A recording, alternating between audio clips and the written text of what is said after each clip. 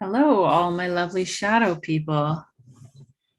Today we are starting a new section where we're going to start looking at how astrology impacts shadow work. And astrology is a topic that's very near and dear to me, but I do think that having been raised in a sort of atheistic manner, that it isn't my first instinct to trust it. So I do understand that a lot of people have negative thinking about astrology. So I'm going to explain some things about it just to help you understand where I'm coming from and maybe help you decide whether you want to use this method in your shadow work. Something very important to know is that astrology has been around for thousands of years. And in about 2000 years ago, they really started to write down the methods and the thoughts behind astrology, but there are signs of its use thousands of years before that.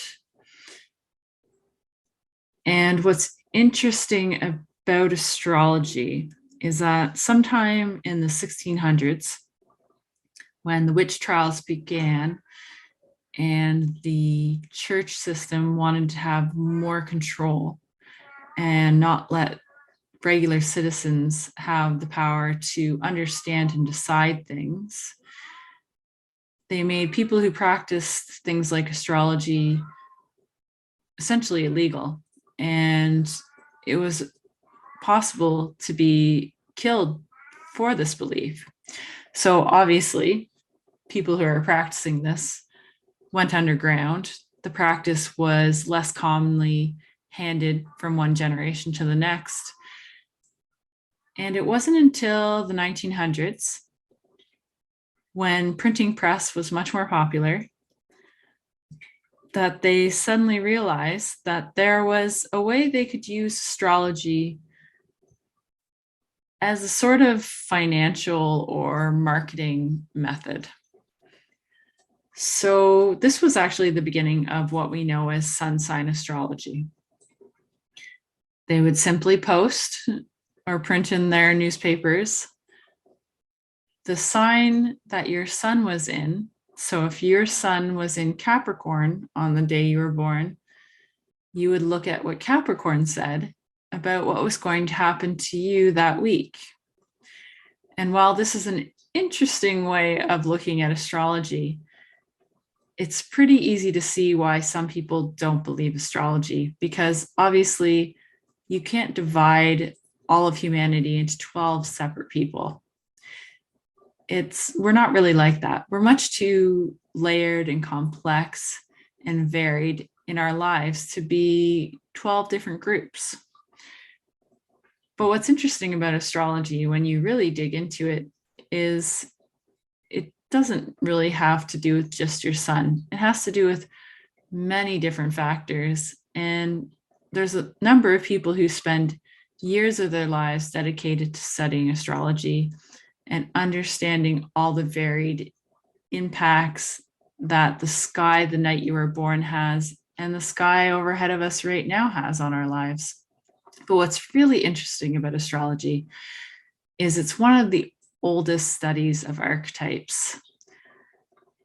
And understanding these archetypes and how they impact our lives is a great way to begin to dig into that area of knowledge I've talked about before, of the things you don't know, which often cause the greatest impact on our lives when we discover them.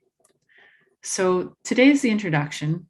What I'm going to do is teach you an easy way to see your birth chart and just have a basic understanding of how it works. And then in following weeks, I'm going to start breaking down the archetypes of the different planets in the sky and how where they exist in your birth chart will impact how you see the world and what limitations you might have to overcome, which is really what shadow work is, the investigation into our limitations that we impose on ourselves. So a quick and easy site to use is astroseek.com. So it's astro-seek.com. simplistic-seek.com. There are many different sites you can use to look at your birth chart. This is just one of the more effective ones that I like. It has a whole bunch of different features that we probably won't get into for a long time. But if you're interested in astrology, it's a great place to start. If you have a different site that you like, or if you are already studied in this, you can just pull up what you usually use. So once you go to the main website, you're going to see a tab at the top left that says Free Horoscope Chart Calculations. And when you open that up, you will see Birth Natal Chart Online Calculator. And that's what we're going to click on. From there, you come to a screen that allows you to put in your date of birth, your time, and your location. If you have the time of your birth, your chart will be more accurate. For most planets, which are slower moving, it's not going to make any difference. But for planets that are quick moving, like the moon and sometimes Mercury, as well as your rising sign, which we're not going to get into today. The point is that if you have a birth time, great. If not, for what we're doing over the next few weeks, just having a birth date is good enough. You do need to know the general location of where you were born. It doesn't need to be exact. Once you put it in, there's a drop down. You can pick which location is closest to yours, and then you click Calculate Chart. And the screen that comes up will be a big circle, and there will be a bunch of sort of hieroglyphic symbols on it. This is where we're going to talk about what this circle is.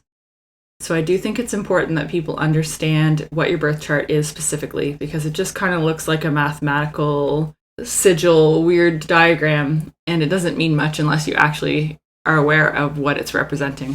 In this circle, there's the top of the circle, the left circle, part of the circle, the right, and the bottom. This circle represents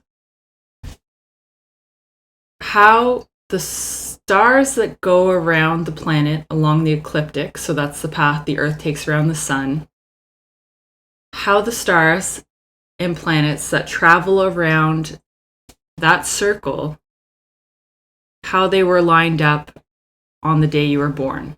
If at the moment you were born, you happen to be facing south,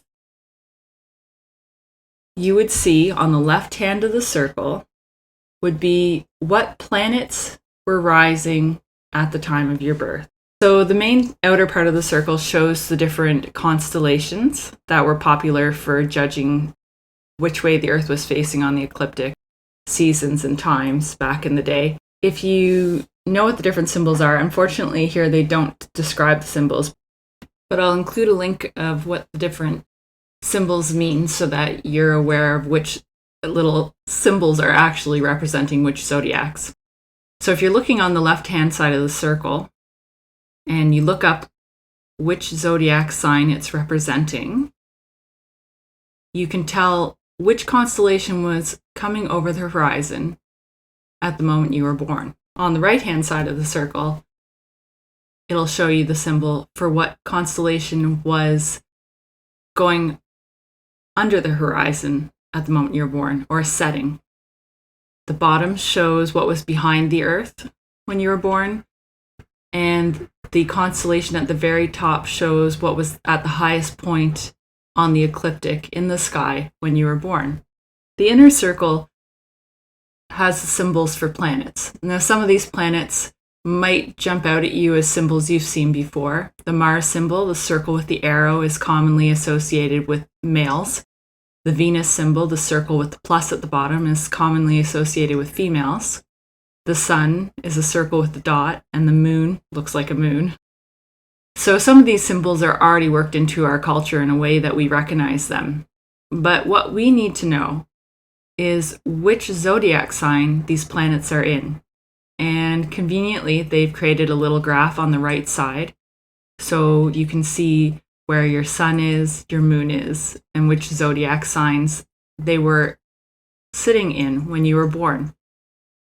And what's interesting about this is that which zodiac sign these planets were in when you were born impacts how they interact with your life. Essentially, it shows your karma. And if you remember from earlier videos, I talked about how karma is not how the world treats you, but how you interact with the world. So there's a common belief that karma is essentially punishment from the gods, which is more like divine intervention. But karma itself is really the lens through which we see the world and how it impacts our interactions with the world. So this is what our birth chart represents, and the planets are part of that karma. So in the coming weeks, we're going to look at the positives and negatives, or the benefits and the shadow that come from having planets in certain signs. Take the time to look up your chart, figure out where your planets are, which sign they're in, and we'll see you soon to talk about how shadow work and astrology can bring us closer to who we really are.